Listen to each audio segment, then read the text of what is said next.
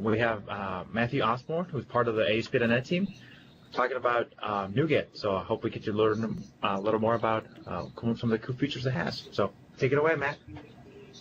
First off, it has no cool features. So no, I'm just kidding. It has a lot of cool features. Okay, so let's go ahead and get started. Let's just go ahead and jump into the slides. I promise I don't have too many slides, and at least they look halfway decent, so you guys don't have to stare at some ugly slides the whole time. And we'll get plenty of code here. So first off, as mentioned, I am Matthew Osborne. I work on the ASP.NET team. Well, technically I work on the Azure Applications and Platform team. That's basically everything that's underneath Scott Guthrie. So if it's underneath Scott Guthrie and it has angle brackets, I've probably done something with it in my 4 years at Microsoft. I've been here 4 years. I just had my anniversary in June. I've worked on everything from MVC. I saw MVC 2, 3, and a little bit of 4. I worked on ASP.NET Web Pages 1 and 2. I worked a little bit on web forms in the very beginning of my career. I've also worked on NuGet. That's particularly why I'm giving this talk. It's something that's very near and dear to my heart. And then currently I also work on the Azure portal. So if you've seen our new HTML5 single-page application version of the portal that has been released in preview, you saw it in Guthrie's demo today during the keynote. I worked on a lot of those features, and that's kind of currently what I'm working on right now. So, okay, let's go ahead and get started. So you're in the NuGetAddReferenceAwesome talk. There is a Q&A tab at the top. So if you have questions throughout the talk, I'm pretty familiar with this talk, so you're not going to throw me off. I'd love to be able to answer as many questions as possible and get as many people using NuGet and understanding NuGet by the time the talk is done. So please don't hesitate to ask any questions.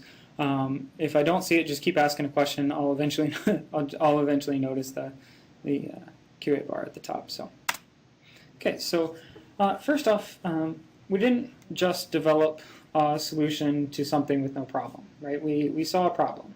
And the problem here, and this is purely selfish, and it came from the ASP.NET team, is a lot of us had our own projects that we were working on, or even internally we were working on projects, and we saw that development really wasn't fun anymore. And so what do I mean by that? Well, there's a couple components to that. One is that reusing code was basically very difficult and time-consuming, right? So, we would sit there and write a helper to give us MD5 hash of an email so we could use Gravatar about 400 times. I mean, I've done that so many times I couldn't even count, right? And it wasn't necessarily that I was writing it every time. It was that I had a library and I'd open it up, copy the code out, paste it into the whatever application I was working on at the time, right? It really was rather difficult and time-consuming to kind of take these pieces of code and reuse them. Even when you start talking about deployment mechanisms such as DLLs, well, everyone's heard of DLL hell. Then what happens when you're dealing with things that aren't even DLL? Maybe JavaScript files, maybe images, maybe CSS styles, those types of things. So one of the reasons why that really makes it difficult to reuse and share code is that there's too many places to find these libraries. So let's take a step to the side and say, I'm not the one writing the library, but I know somebody out there has probably written a Gravatar helper, or somebody out there has probably written an email validation helper, or take your pick of what helper you want to use as the example. Somebody has probably done this before. So there's too many places to find these libraries. So you would come in, and where did you go? Okay, well, maybe you went to Google, or maybe you Googled with Bing, and you ended up finding what you're looking for, and then you ended up maybe being put on someplace like Codeplex or SourceForge or Google Code or GitHub, right? There's all these different kinds of places that you could find these libraries. So maybe you didn't know where to start with, but there was no kind of single place to get these, right? So then once you arrived at these places, there was really no unified way to share code. You could say, hey, isn't that what a DLL is supposed to do? But that's only for a certain amount of code. that's not the whole spectrum of things that you could do. There's no C#.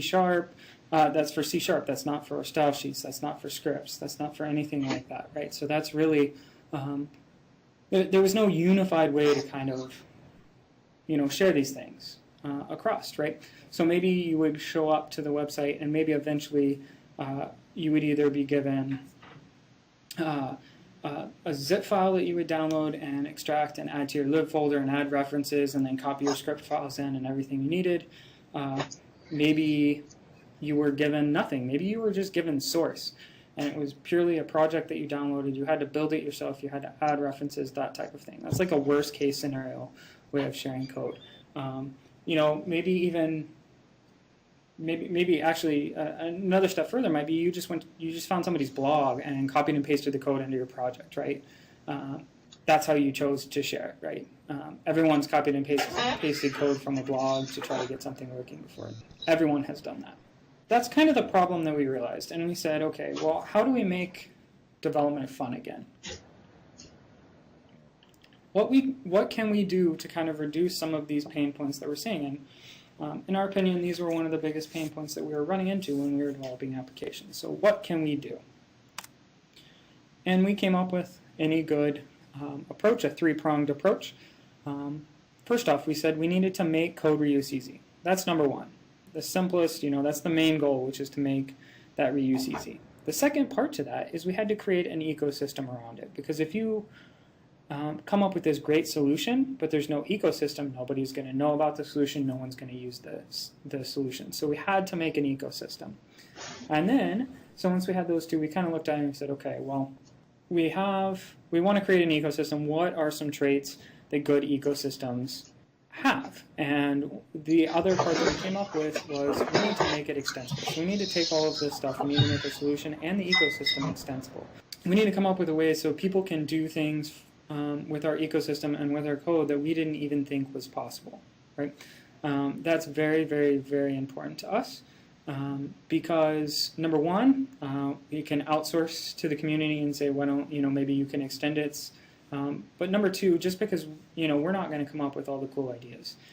That's plain and simple. We're not going to come up with, the crazy stuff. You guys, the community and the ecosystem is going to come up with the crazy stuff, and they're going to be the ones to extend it. So that's kind of the three approaches that we decided to take to try to fix this problem that development wasn't fun again. So let's go ahead and first off, the solution was NuGet, as you probably know since you're in this talk. The solution was NuGet. It's pronounced NuGet, not NuGet, not NuGet, not Nugget. We get a lot. For the English majors, there's some phonetic something or other underneath, but I don't know what it is. It's all Greek to me. I'm horrible in English. But it's NuGet. And then the name came about through a combination of combining some projects, but we kind of tossed around some names. And originally it was going to be called NuPack. So if you've kind of heard of NuPack before, or you might have seen some mentionings maybe searching around on the web for NuPack, that's the old name for NuGet before we released 1.0. Also, I'd like to take this time to say that a lot of NuGet demos end up being about websites, right? So a lot of stuff we do tends to be very web focused, and I just want to point out before we get any further in this talk that NuGet is not just for websites, and hopefully you'll see that today. I tried to make my examples a little bit more diverse from websites, but it just typically tends to go that way because everyone that works on the NuGet team typically came from the ASP.NET team, so we're very familiar with the web, so we're kind of that's kind of our comfort zone, so we tend to think of scenarios around that. But it doesn't mean that you can't use it for anything else. In fact, we'll show you how to use it with things like console libraries today. So it can be used with anything, just to make that clear. So the first part is how do we make code reuse easy? So I want to take a quick second here and show you what it was like prior to NuGet. So in this particular scenario, I'm going to Google with Bing for Elma. And Elma is error logging module and handler. It's basically a nice error logging tool for ASP.NET, right? So I'm kind of already skipping ahead in the slides here, knowing that the fact I needed to have this particular tool, this name of something, right? I may have previously done a search for something like ASP.NET error logging. and found out, hey, this Alma thing is the thing I need, and then I came to this point. Eventually, you kind of find, hey, this thing's hosted on Google Code, what do I need to do? I'm presented with this page. I get here, and there is just a ton of links. I mean, that's the first thing that stands out to me is there's links everywhere. I have no idea what I'm supposed to click on. They all basically look the same. There's a little green box that kind of draws my attention. So maybe over there is something that I want to go ahead and download. But this little deck of screenshots has probably been shown about 400 times. So I don't really want to bore you because I'd rather spend more time diving into the code and showing you how to use NuGet. But basically all you really need to know is that through this whole process I've gone and maybe there's 15, 20 more steps between now and this, which is basically getting Alma working. So there's a lot of stuff in between, but I'd rather just take the time since we have NuGet now and NuGet's a big deal. I'm not going to tell you what it was like before. You don't need to worry about what it was like before. You just need to know that it was painful. So that gets us to our first demo of the day. So I have Visual Studio 2012 here, and this is running the Alma demo solution. This is nothing fancy. It's just an MVC4 application that I've already created prior to this talk. There's really nothing special about it at all. It's file new project. I just didn't want to have to sit here and wait for a file new project to be created. And then also I wanted to call out that my demos today are going to be using 2012, but this is also available in Visual Studio 2010. There's nothing specific about 2012. So the same version of NuGet is available, which leads me nicely into my next point, which is what is NuGet? So NuGet is an extension inside of Visual Studio. So if you go to the Extensions and Updates tab, you'll see that I have NuGet Package Manager here. If you have Visual Studio 2012, NuGet ships in the box. You're guaranteed to have it installed. In fact, it's actually required for things like MVC3, Tools Update, and MVC4. So if you're in Visual Studio 2010, you may or may not have it. But if you've installed MVC3 Tools Update, you've already got it installed. And if you're running Visual Studio 2010, you've already installed it. It comes installed out of the box. Okay? And we'll talk a little bit more about why that is later in this talk. Also, I should mention it's completely and utterly free. We give it away, so you don't have to pay anything there. Okay, so I'm just going to go ahead, I'm going to right-click, and I'm going to launch the NuGet Package Manager UI. So I right-click to Manage NuGet Packages. This opens a nice UI. It looks very familiar if you're familiar with the extensions gallery. It's basically using the same UI. In this particular case, what I'd like to do is I'm going to switch feeds here, and I'm actually going to install Alma. So I'm going to search for Alma. I've got it right here. So there's this Alma, this alma.contrib.mvc, there's Alma core library, there's kind of a lot of stuff. So I'm just going to go ahead and actually install right here. So I'm going to install this.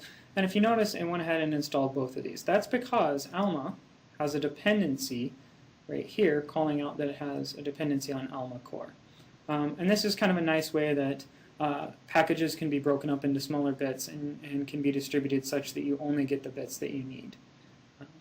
And this is also very important because it points out the fact that NuGet resolves these types of dependencies. So many packages can depend on other packages, and we do all the hard work for you, particularly around finding out versions and those types of things. You know, what version of what package you need to get up and running.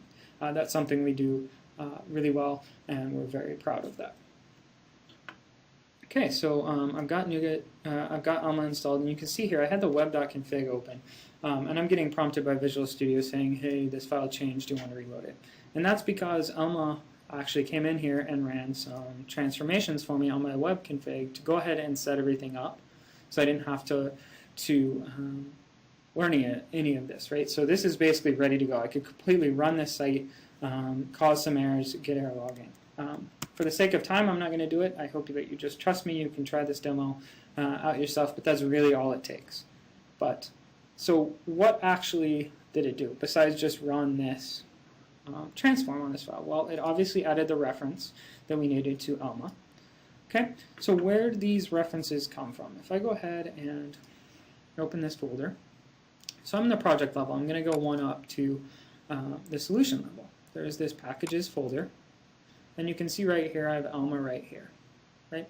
And if I go ahead and click on this, right, so this is the NuGet package right here, and this actually gets unfolded. So we keep a version of the NuGet, the new PKG file is a NuGet package. We keep a version of that around, completely untouched, in case we need to look at it for at any point in time to see what actually happened.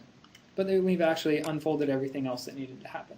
In this particular case, we've run this web.config.transform, and this is just using the Visual Studio Transform feature. So if I go ahead and drag this over here, you can see that this is basically just the web config bits that I wanted to go ahead and add. And this transform feature is not specific to us. It's a feature of Visual Studio. We just took advantage of it to allow these types of things to happen. The other thing that I'd like to show you is, so any DLLs that you have, so in this particular case, the Alma core library is the one with the DLL, and here's that DLL. The references are actually added from this packages folder. So you can think of packages as your lib folder, if you will, right? Quite commonly, you would end up having a lib or a third-party folder, and you'd add all your DLLs in there and add references to that file location. You wouldn't actually drop them into your bin folder, right? You want to be able to delete the bin folder. So you can think of packages as the lib folder, right? So the hint paths actually point to this DLL right here that's been unfolded. But what I could do, just to show you, this is something that a lot of people don't necessarily know. I can actually right-click. I'm going to rename this. And I'm going to rename this to .zip. And I can actually just open this up. Use the zip package format to actually be able to package all these things up. So I can actually come into here and view the original package content. So there's a lot of stuff that's the CRUF related to packaging things up. But you can see if I just dive down into the lib, that's actually where the DLL comes from. So let me get back out of this. I'm actually going to just rename this back so I don't break anything. Make that a NuGet package. Okay. So now that I've got a package installed, I want to do something more exciting, right? So maybe there's updates, right? So now that I've got some tools onto my box, or some code onto my box, how do I know if that code's ever updated, right? So maybe there's a security fix, maybe something changed, maybe the code's updated. How do I know that? Well, previously you used to have to do that yourself. Maybe you would run into an error, and then you would, do a search on the web for that error, and then eventually you'd find, a blog post that was outdated saying, hey, I've updated to this version, you need to go update. You went and tried to update the library that you're using, and then all of a sudden, you're actually like 6 versions behind, nothing's compatible, you have to rewrite your whole site. That's kind of annoying. So we provide an update mechanism. So if I go ahead and right-click and I'm going to say Manage NuGet Packages, you know that there is an Update tab right here. And I can actually say that I am just going to update jQuery right now. So I can say Update, and what this is going to do is figure out, you can see that it's updating jQuery from 1.6.2 to 1.7.2. And it's going to say that this is updated now, right? That was plain and simple. Right? More importantly, if this had any dependencies, and the dependencies need to be updated as well, it would do the whole dependency tree and get everything up to date and get everything working for you. Right? So this is a kind of a great way to help you get started. So the next piece I'm going to show you is the NuGet Package Manager console. So this is this also ships with NuGet. It's part of the NuGet extension. So what I've been showing you is the GUI interface, if you will. This is the command line tool. And we all know that command line tools are way better than any GUI. So this is the Package Manager console. And what this actually is I want to stress this point because not enough people realize this. This is PowerShell, right? So I can type get security, what is it? Well, you can get the idea. I'm seeing all kinds of PowerShell information, right? This is PowerShell inside of Visual Studio. It's PowerShell running in the context of Visual Studio. And what I mean by the context of Visual Studio is I can type $.gte, which stands for Design Time Environment. This is how extensions communicate to Visual Studio. So I can type $.gte, press enter, and we're going to spit out information about the project system, right?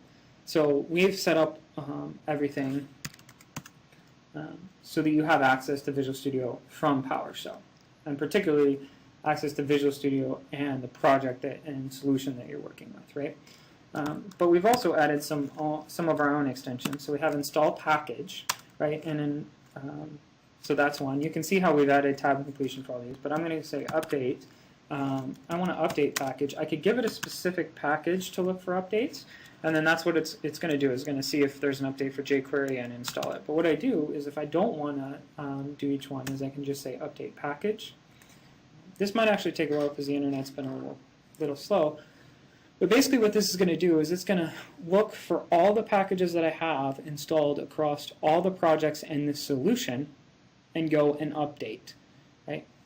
So I just want you to stop and think of how much time this is going to save you. Think about if you were previously doing this in your company, maybe you were the guy that was tasked with updating the new versions of jQuery and jQuery UI and making sure everything matched. You'd have to go online, you'd have to figure out what version of jQuery UI worked with what version of jQuery, what DLLs you needed, what helpers you needed.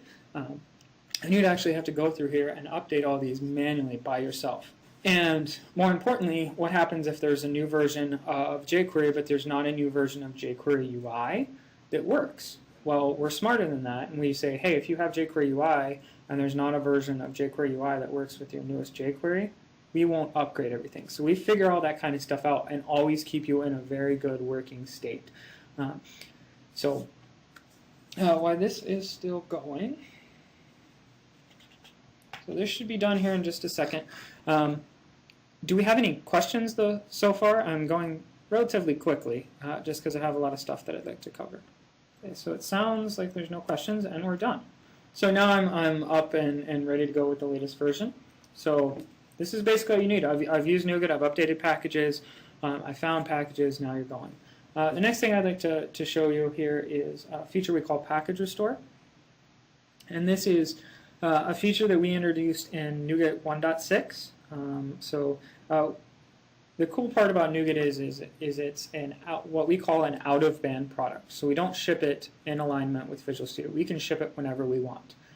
So whenever we have a new version or a new set of features that we'd like to release, we can go ahead and release a new version. And this is a feature we released some time ago, NuGet 1.6. We're actually on NuGet 2 is what is going to ship with Visual Studio 2012. So Package Restore. So if you notice here, if I'm going to open this up in Explorer, you notice this Packages folder is relatively large. So if I do it, it's 22 megabytes, and the actual code that I particularly own, or that I've wrote, is 6 megabytes. Right? So that's kind of a big difference, and actually that's going to end up being smaller because I have a bin folder here. So if I was to delete the bin folder here, this is going to end up being significantly smaller, right? So 1 3/4 megabytes versus 22 megabytes, right? So in source control, one of the common best practices is that you only want to check in things that you're responsible for. You don't want to have to keep versions around of somebody else's code, right? You only want to version your code. And it makes it a lot easier for your people to pull down your repositories, build your repositories, right? So you don't want to have to check in all this other people's code into your source control, right? You're not working with the other people's code, so why does it matter to you? So I'm actually going to go in here and I'm going to right-click on the solution. This is a solution level feature, and you can see right under Manage NuGet Package, there's Enable NuGet Package Restore. And I'm going to say yes, I accept this. And this is going to take a second. And what this is going to do is it's going to drop a folder in to my solution with a couple files, particularly the NuGet.exe, and we'll talk about that in a little bit, but that's our NuGet command line interface, and this NuGet targets file. What this NuGet targets file is it contains some targets that are going to run on build, right, for you. And we kind of wire everything up for you. This is using MS build.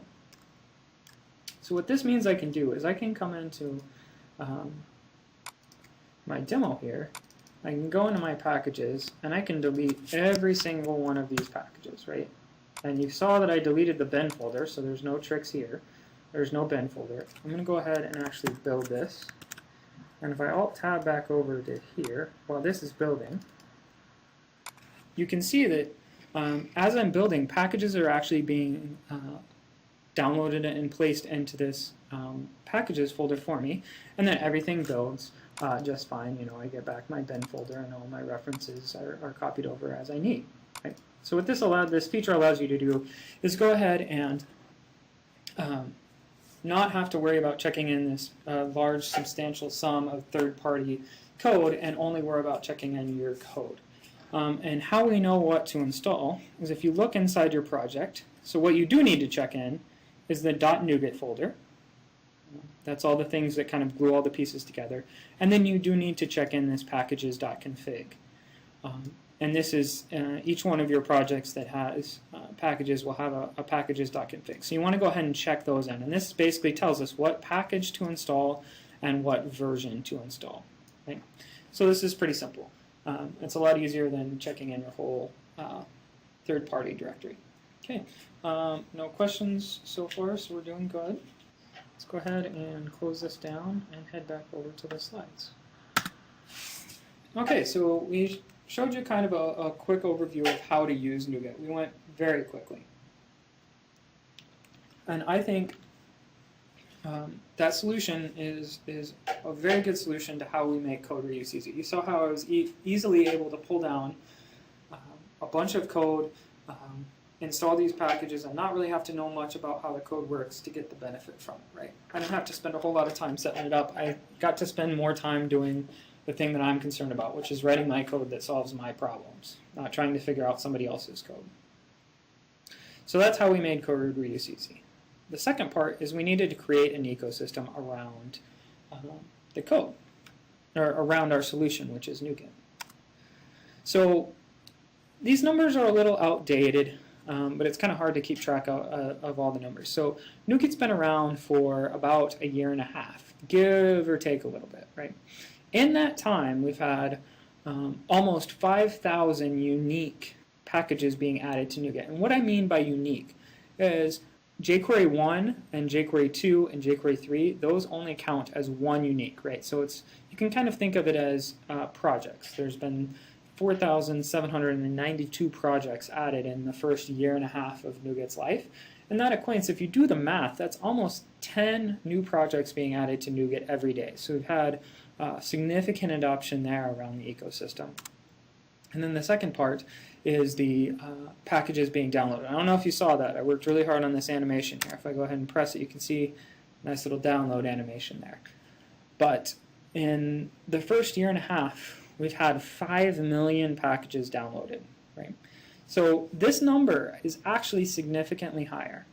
Well, first off, 5 million packages is about 8,000 packages being downloaded every day. That's a lot of people using your code if you put your code out there on NuGet. But like I said, this number is actually significantly higher because we do significant caching on the client side.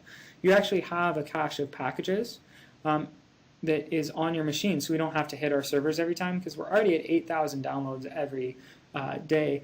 You know, and these are some big packages, so we cache a lot on our client side, and that doesn't even include things like pre-installed NuGet packages, so packages that already come with NuGet. And we'll talk about how those come into play later in this talk as well. So, you know, you can see by these numbers just the sheer size of the ecosystem already. We've really helped people get their stuff on there, and the ecosystem's there. So we're really trying to build the ecosystem, and we think we've kind of got it to a critical mass, and I hope it's kind of snowballing and getting out of control, one might say, with just all kinds of awesome stuff in NuGet, such that now when I need a library, I don't go and search for it on Bing anymore. I actually just immediately go to NuGet and try to type in the phrase that I'm looking for and see if that library is actually already there. So with that, we're going to dive into the demo around the ecosystem. And the first thing you should know is what do I mean by the ecosystem? Well, that's kind of where all of our packages are. And what I have open here is NuGet.org. This is our main site. From NuGet.org, this is basically where we host all the packages. So this is where you download packages from, right? You can see some stats. We're already way past the total downloads that I had for the year and a half. We're wow, we're way up there. And then we're way up there for unique packages. So looks like I'm going to have to update those numbers. But you can click on Packages here in the Packages tab, and you can actually see all the packages that we have installed. Or not installed. You can see all the packages that are on the gallery. So these are all ones that would be available for you to download. And I can go ahead and click on jQuery just to kind of get an idea. So you can see how many downloads it has, how many downloads it has for the version, when's the last time it was updated, who's the owner, those types of things. And then also actually view the project site, so you can link over that. But what this site does is just give you an overview. It gives you some more information. All this information can also be found inside of Visual Studio, so you never have to leave. You don't have to come download the packages from here. In fact, if you click on how to download, we tell you, hey, just use NuGet. You don't actually need to download anything from the web. NuGet will do everything for you. So I'm going to go ahead and minimize that. So that's great, but how did all of these packages get where they are, right? So we need to talk a little bit about package authoring. So that's the next one I'm going to talk about here. So let me just open up this. Okay, so this is a solution that I have. It's nothing fancy. I just have a class library here and then a console application that's consuming that or is going to consume that class library. So the first thing I want to do is I think I'm going to write a helper. And I've got some code here just so you don't have to watch me type it all. Let me just copy that. And this helper that I want to write allows me to parse Markdown.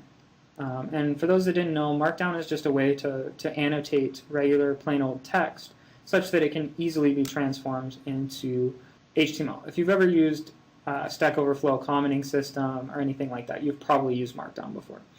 So I'm going to go ahead and in this project, I'm going to manage NuGet packages. I'm going to come in, actually I want the online, I'm going to come into here and I'm going to search for Markdown. Okay. So I'm going to install this Markdown Sharp open source C# implementation of a Markdown processor. About what I want. I'm going to go ahead and install that into my project, close that, and I'm going to paste in the code that I had here.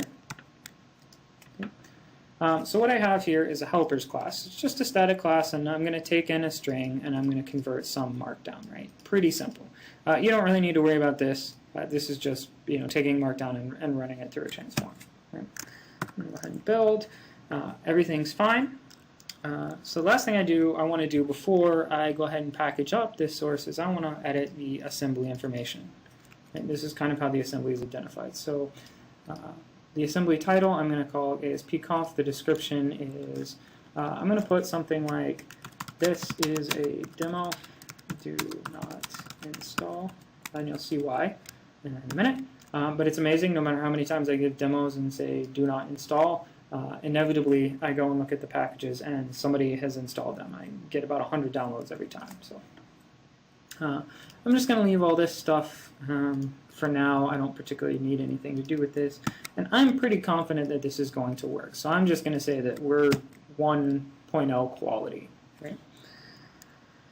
So run this. I've got my build. Okay, so now how do I create a NuGet package? Well, there's several ways to create a NuGet package. The easiest way is to download a tool called NuGet.exe. And you saw this before. And this was our NuGet command line. It's available itself as a NuGet package that we can drop into things.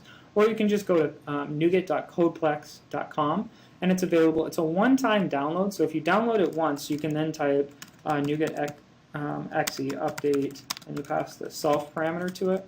And this will actually check and see if there's a new version of the NuGet.exe. So really it is a one-time download, and this is something that I just have downloaded on every one of my machines. It's sitting in my tools folder and it's always added to my path, so I always have it. So you can see here in PowerShell, I've already went ahead and navigated to the folder where this solution's at, just to save some time. So I'm going to say NuGet pack, and this tells the command line interface that I want to create a NuGet package. And what I'm going to do is I'm going to pass a CS proj file to it. So I'm going to say this is the project that I want you to build, and you can see here what it's saying is it found a packages config. So it's packaging these files that are in debug. It found a packages config. It said I didn't specify an author, and so it's just using my currently logged in user, and it's going ahead and created it. So if I actually open up this folder here, you can see that I now have this aspconf 1.0.0.0 NuGet package. If I just go ahead and double click this, you can see how I've got an icon here. I can go ahead and double click this. This icon is given to you when you install the NuGet Package Explorer. And this is actually a tool that one of the guys on our team wrote. Something we don't ship, but it's a click once installer that you can download and install. The link's on our Codeplex site, which is nuget.codeplex.com. And you can just go ahead and install this. And it gives you a nice user interface to kind of explore packages. If you're never going to create a package, you don't need to worry about this tool. This is really just for helping you create packages. And you can see here that it's given me an ID. It's chosen the version that I gave it. It picked out some stuff for me. It said I don't need to require a license. Here, it grabbed the description out of the assembly. And most importantly, it actually it recognized that I had NuGet packages installed, and instead of just blindly copying those into this lib folder, it actually realized, hey, I only need this aspconf DLL. The rest of them I can get from NuGet. So I went ahead and set up the dependencies here for me, so I don't have to worry about anything like that. So I've gone ahead and got this package. So this is my first package. It's great and awesome. Now I need to go ahead and share it with the world. So I'm probably going to want to go ahead and put it on NuGet Gallery. So I'm going to come to the NuGet Gallery, and I'm going to go ahead and log in. I have an account here that I use. And I will tell you, if you don't plan on creating any NuGet packages, you don't need to create an account on the NuGet Gallery to use NuGet. It's only if you want to host your packages on the NuGet Gallery that you need to create it. So in here, if I go on to my account, I click on it, you'll see here that I'm provided with an API key. Right? This API key, if I was to click this to show the API key, you'd see a nice API key in the regenerate button. I'm not going to do that. Since this video is being recorded, I don't want to have to regenerate it after. But basically, I would copy and paste this key in. It's a very long key. It's like a password. You should keep it secret. And it's a very long key. But what I have in the NuGet exe is there's a set API key. Oh, that's totally not what I wanted. I think I want that. Yep. So there's a set API key. And you can see that it takes in the API key. And this will actually use your Windows credential store to go ahead and store your key encrypted so you don't have to remember it all the time. Right? So that's super handy. So let me go ahead and clear the screen here. So then once I have that, I can say NuGet push, and I'm going to give it my package. Right? So I'm going to go ahead and push this NuGet package up. And if the demo gods are kind with me and the internet's... Oh, I set my API key to something wrong. So I did that on accident. It does look like I'm going to have to end up regenerating a new API key after this video. So I'm going to go ahead and copy this and just scroll up. And so I'm going to NuGet set API key and pass in key here. NuGet push. Now I should be able to push my package.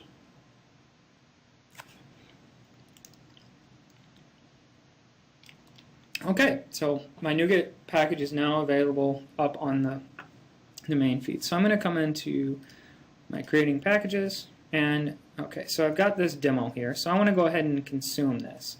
So I'm going to say manage NuGet packages. Actually, you know what?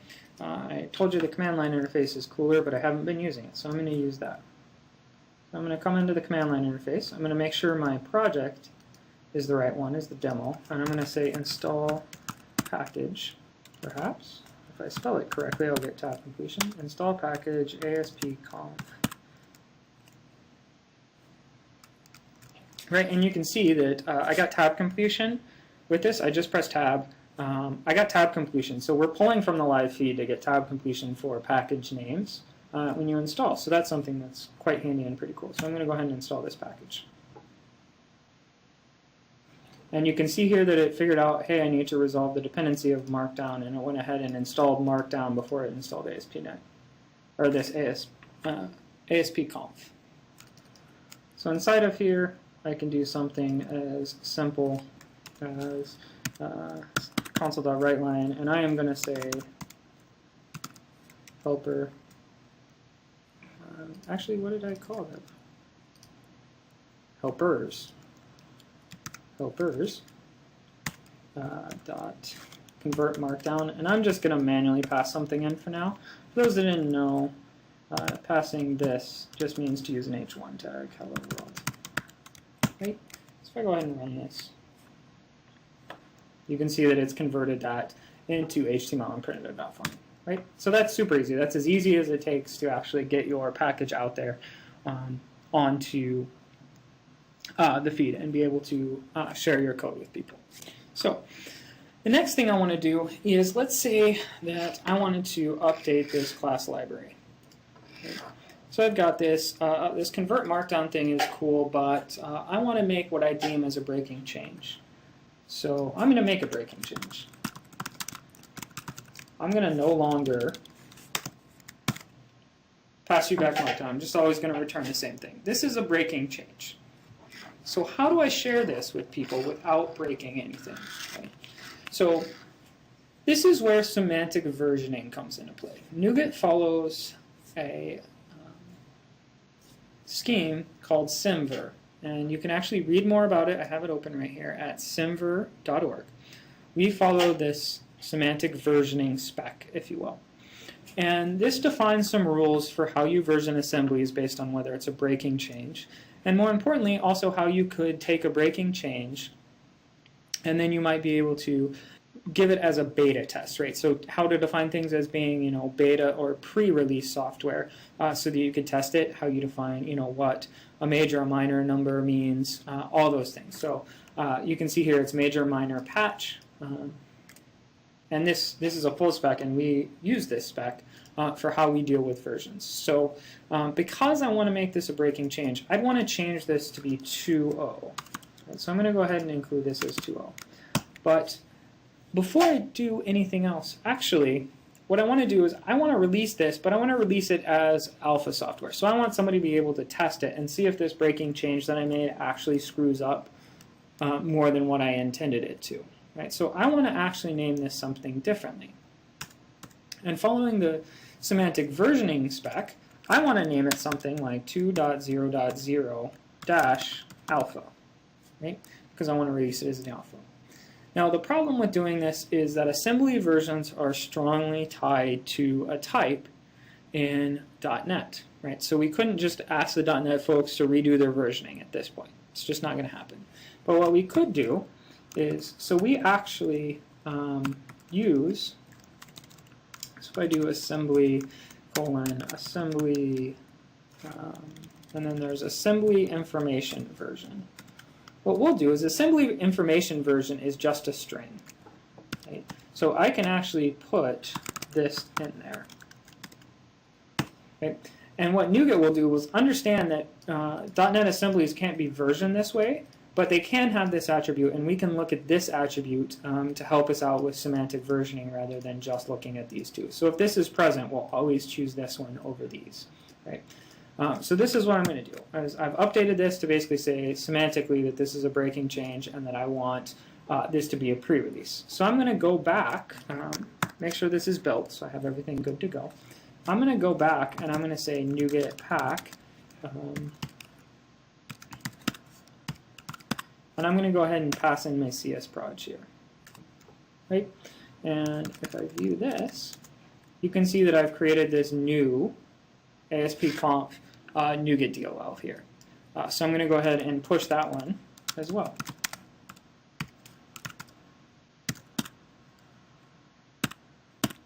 To the feed.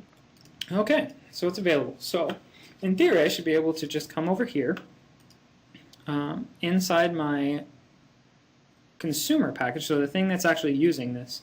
And if I go ahead and clear everything out, I should be able to say update package aspConf. Right, so what in the world just happened? You just saw that I pushed a new package up, but it's saying, hey, there's not an update of this package available. Right? So what does that mean? Well, what that means is that we're protecting it. So we understand that that new version is a pre-released version.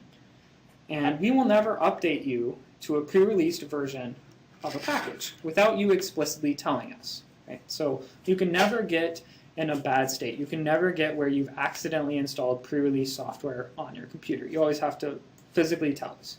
And that goes as far as meaning that no released package can depend on a pre-released package, right? So you can't accidentally get in the state where you have unstable software. But what you could do is you could say update package, I'm going to give it aspConf, and I'm going to pass in pre.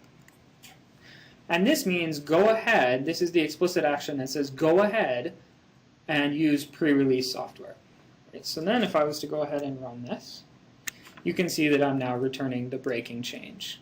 Right? So this is a little bit about pre-release software.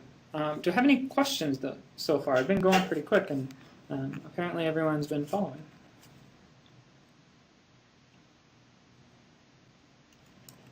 Okay, perfect. Okay, so on to the next demo. So the next demo I'm going to talk about here is satellite assemblies. Many of you might be aware of what satellite assemblies are. Some of you have probably never even heard of them.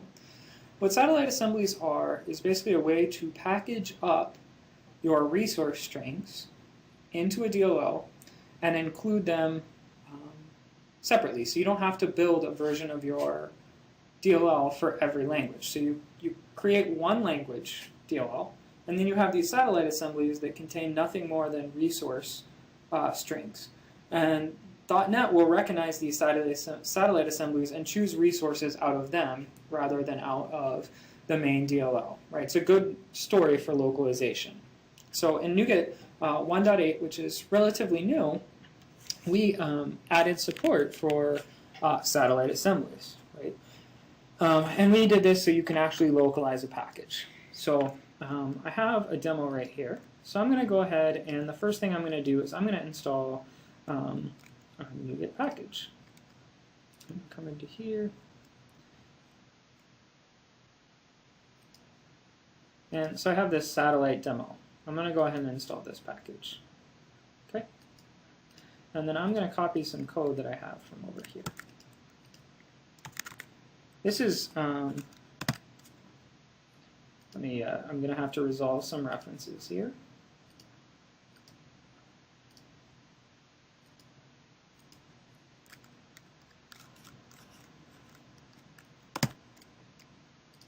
Oops. Apparently that copied onto the wrong line there. Don't know what happened there. Okay. So you can see here, except I'm going to need to change this namespace just so it works. I forgot that I named them the same, so it's not going to work. Okay. So you can see here that basically what I'm doing is I'm calling this helper, which there's a helper inside of the package that I installed, and that's what gave me this. But then I'm calling it once, and then I'm calling the I'm switching the current UI culture to the Japanese culture, right? So this might be, you know, you can think about this. Your machine is just going to do this if you're running in Japanese Windows, right? But this is a good example. So right now, it's because I have this project named the same thing. I need to rename this project. I've done this about 400 times where I've named the project the same thing, and it never works.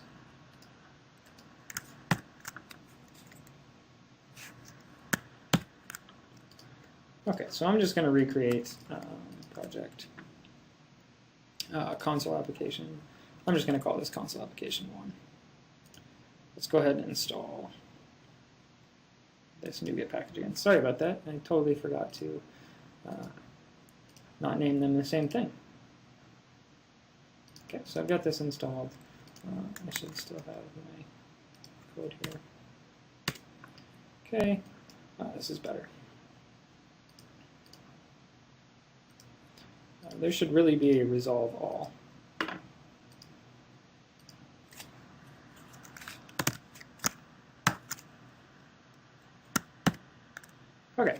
So you can see here, now that I have it, it's printed out the string, which is, this is awesome. And all it is I'm pulling it from a resource string. There's no trickery there. So now that you've seen that, I want to go ahead and install another package.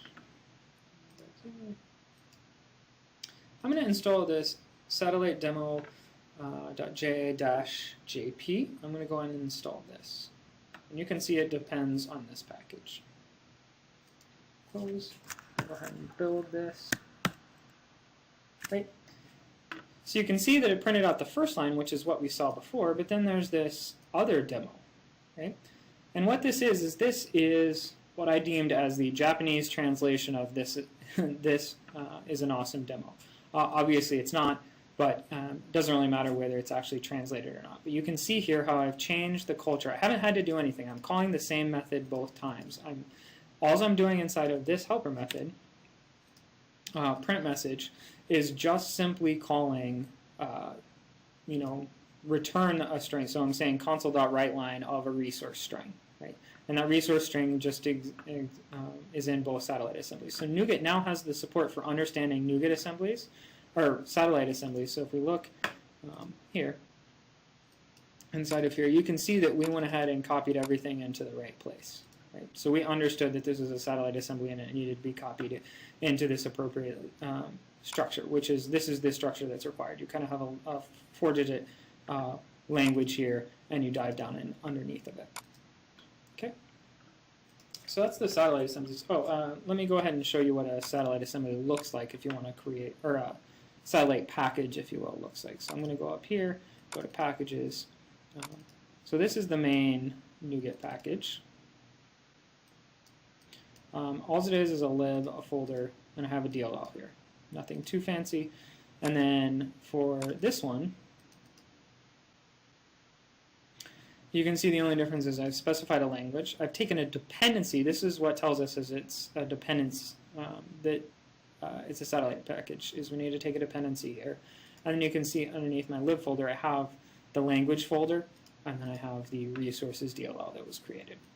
Right? So that's a pretty handy way that you can go ahead and help localize your tools. And you could even go ahead and set this up such that you might not be localizing right now, but eventually at some stage you might. So this is really helpful to know about. Okay, so we're going to talk about a feature that we just added into, and as far as I know, I don't know that it's really been talked about at any conference yet. So this is something brand new. You guys are kind of getting one of the first looks at it. So what I have here is just a solution. It has a console application that's created as 4.0 and a console application that's created as 4.5. So I'm actually going to open up something here. So I have a package that I've previously created called target demo.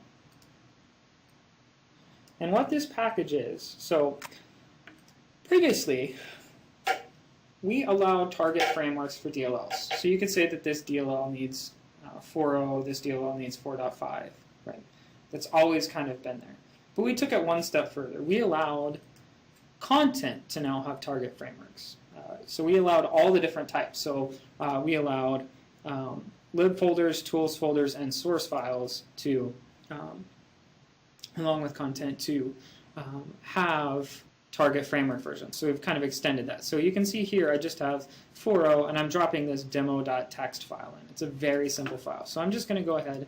I'm going to right click on the solution level. I haven't really talked about that at all today, but there's also a solution level package manager, and this manages all the packages in that, or all the projects in that solution. So you can see here, I'm actually going to install this. And the only difference is when I click install, I'm going to be prompted in what projects I would like to install it in. And I'm actually going to install it into both, the same package into both. And then I'm going to come in here, and you can see this demo.txt. It says that this is 4.0, and then this one that's 4.5, you can see that this is 4.5. Okay, so I can easily change my content or everything in my package based on target framework, right? So this is really helpful in case I want to deal with some styles or anything like that that might not work. Or I might want to use a different version of of a JavaScript library depending on what's available on the server. But what would logically come next is maybe I want to depend on different packages. So take, for instance, maybe I want to, in 4.5, we ship a system.net HTTP client, but in 4.0 we don't. So maybe I want to use another library, another NuGet library in 4.0, but in 4.5 I just want you to use the native client, right? So I kind of want to shim it if you're in 4.0. We have support for that, and I'm just going to use NuGet Package Explorer to kind of demonstrate this. I can actually edit the metadata here. So what we're seeing here is this is the .NuSpec file. Underneath the covers, this is what NuGet uses. It's a very simple NuGet spec file. You can manually create these yourself and then run NuGet pack against them. And in fact, when you run NuGet pack against the CS proj, we just manually, internally, we create one of these and then run our pack on it. So you can see all of these. And right now, I don't have any dependency nodes. But what I can do is I can take my snippets here, copy these in, and I'm going to go ahead and drop in some dependencies. Right? So normally what you would see is dependencies, and you would just have a dependency node underneath of it. You would have something like this underneath of it. Right? And you just have all your packages defined here. But what we've done is we've added the feature for groups. So you can kind of group your dependencies together. What this says is you add a group, and you say what the target framework you want it is, right? Or you define a not group. Okay, so this is a group without a target framework. So these are going to be applied if the target framework is 4.0. Otherwise, these are going to be applied, right? And there's no mixing and matching. It's kind of you define all the dependencies in each group. But it's an easy way to allow you to kind of use a polyfill or a shim when you're in a NuGet package. That's something that we previously didn't have. That's brand new in 2.0. And I think it's something that's really exciting, and I think there's going to be some cool stuff that comes out of that. Okay, so you saw how we made code reuse easy, right? So how easy it was to install Elma and update all of jQuery, all of those things. You saw how we made an ecosystem. So you saw how easy it was to create NuGet packages, and you saw some numbers around the amount of NuGet packages that we already have, and you saw that those numbers are even past what I had said. So you can see that ecosystem. And the last little cool part to all of this three-pronged approach is that we made it extensible. So we wanted to be able to allow people to extend things that we never even possibly imagined. Let's go ahead and it's demo time. So that was pretty quick slides, but basically, we want it to be extensible. It's kind of the last key piece to making this a valid solution. Okay, so I'm going to go ahead. And one of the most common things we hear is that people want to host their own galleries, right? So you have NuGet.org, which is our gallery. But that's publicly facing. Anyone can download a package from it and install it. So you may want to install one on your local machine. Maybe you want to have it be, just something that you use locally. Maybe you want to share it inside your company only. Right, so you might want to put it behind the firewall so you can share all of your internal tools with each other, right? So we've allowed you to kind of host your own galleries, if you will. So there's kind of three ways that you can host your own galleries or feeds. We call them feeds. The first is, I'm going to go into the settings here. The first and easiest is that it's just a package, or it's just a folder on the file system, right? So you can see here, this is what I've been using a lot of. I just have C:/development/packages. This is just full of NuGet packages. And in fact, I have it right here. It's just a bunch of nupkegs setting in a folder. Right? That's the easiest way to host your own feed, and you can point it to that. And you can use UNC share, so you can use a network share and share it across your company. That's absolutely the easiest way to do it. The next easiest way is I'm going to go ahead and create a project. I'm going to go to the web. I'm going to create an empty ASP.NET application. I'm going to make sure this is 4.0 for now. Okay. Okay, so nothing here. And then I'm just going to say install package NuGet.server. I'm going to go ahead and install this. So this is going to run through a bunch of stuff. There's a lot of dependencies that it actually needs to bring in. But basically what this is going to do is it's going to stand up a very, very small web server and a very, very small feed that you can actually use inside your company. So maybe if for whatever reason a folder wasn't good enough for you, so maybe you wanted to use Forms Auth instead of having to deal with Windows Auth. This is a way you could do that, right? Because you're creating a website. So you can use Forms Auth in this case. So if I just run this, we're going to be presented with a very simple page that says you're running this NuGet server. Here's what you need to do to add it. Here's how you push packages to it, right? So the other difference with this is how you get packages into this server. So you can simply copy them into this packages folder. Right now I have nothing there. So if I just open this up, and I'm going to go grab some packages from my packages. So I'm just going to grab this, I'm going to paste it here, right? And then the next thing I'm going to do is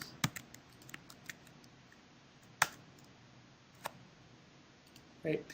So then if I go to packages, right, you can now see that I have the Atom JS generator in there. Right? So it was very simple.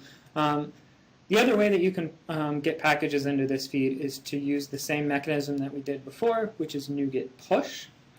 The difference between this and the main gallery is that NuGet push takes an API key. In this particular one, the API key is just set in the web config. So if I scroll, if I get rid of this, and I scroll down, it's here somewhere. Right? So right now I haven't set anything, right? But this is basically like a password. So I just set it, and it's not user-based, right? So it's one password allows you to push to this, right? Whereas the NuGet gallery, the public one, each person has a password. So this is a way that you can upload packages as well. Last but not least is you can actually host your own version of the NuGet gallery. So this website that we have up here, so NuGet.org, is actually hosted on GitHub.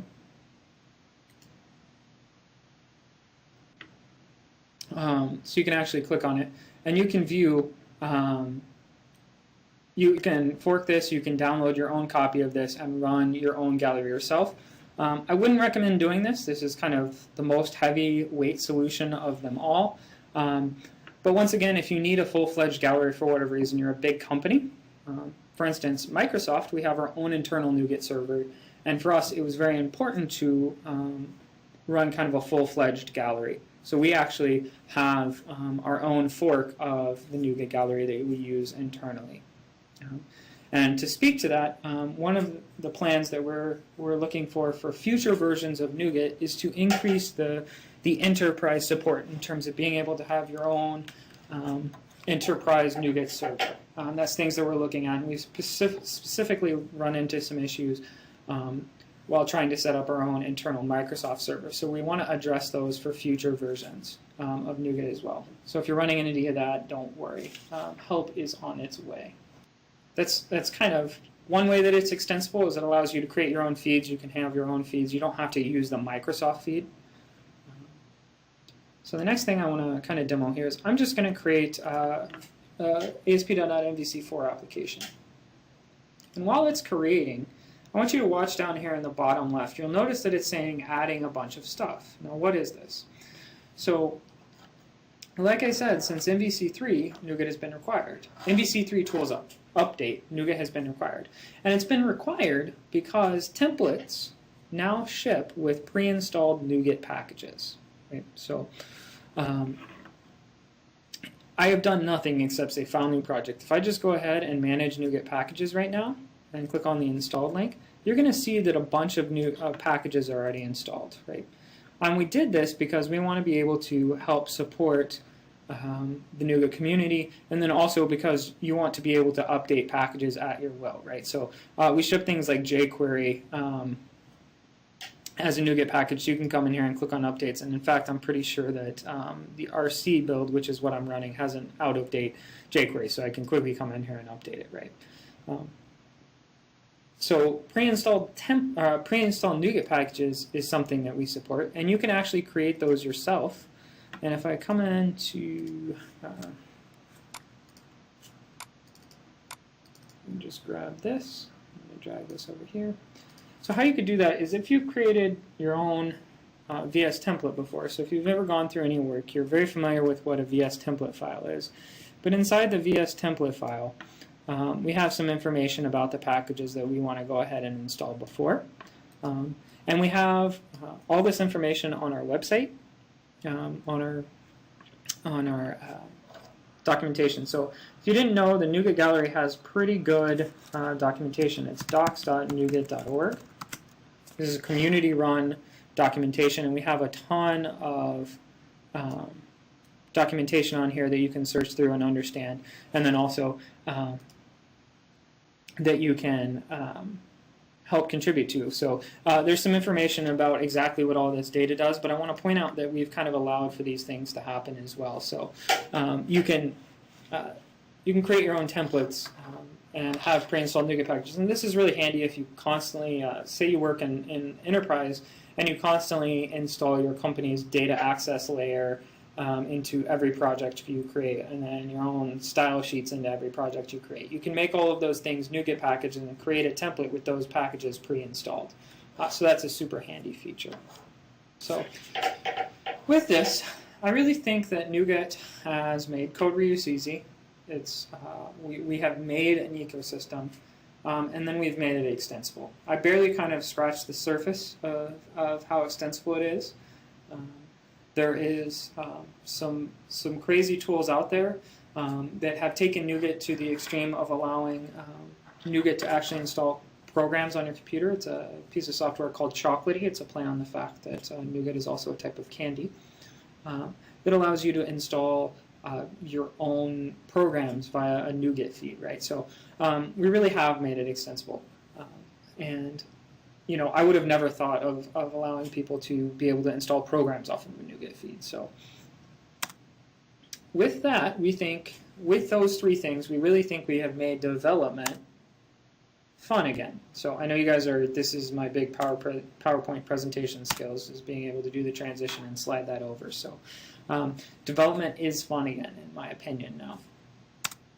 So the other big news with NuGet is that it's open source. So when we work on NuGet, we work for the Outer Curve Foundation. It's completely open source.